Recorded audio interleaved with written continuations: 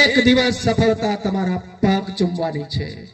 કોઈ કે આપણા વડીલે કહ્યું હતું અને એમણે એ કહ્યું હતું કે ત્યારે આપણે મહેનત નતા કરતા અને ભણતા નતા, એટલે વડીલે વ્યંગમાં કહ્યું હતું, મસ્કરીમાં કહ્યું હતું કે તમે કદી ફોજદાર નહીં થવાના, અને એ સપનાને આપણા ભાઈએ પૂરો કર્યો છે। જોરદાર તાલી માટે એ મેણો એણે ભાગ્યું છે।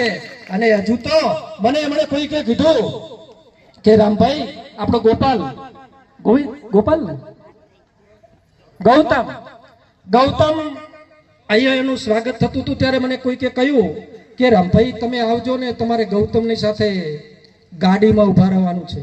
ત્યારે મેં કહ્યું હતું કે ગાડીમાં ત્યારે રામભાઈ ઉભા રહેશે જ્યારે 101 જણ નોકરી લેશે અને 101મો જણ આવશે ત્યારે રામભાઈ ગાડીની અંદર ઉભા રહેશે। આ સપનું છે આપણું। એક માતાને એનો દીકરો અહીંયા બહુમાન કરાવે, એક પિતાને એનો દીકરો એનું બહુમાન કરાવે, ત્યારે આપણી છાતી ફૂલે।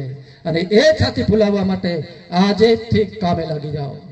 આજથી મક્કમ નિર્ધાર કરો કે અમારે અમારા માતા પિતાનું ગૌરવ વધારવું છે, અને માતા પિતાનું ગૌરવ વધારી અને એમના માટે ફરી આજે કાર્યક્રમ છે એટલે એમના માટે ફરી એક વાત કહીશ।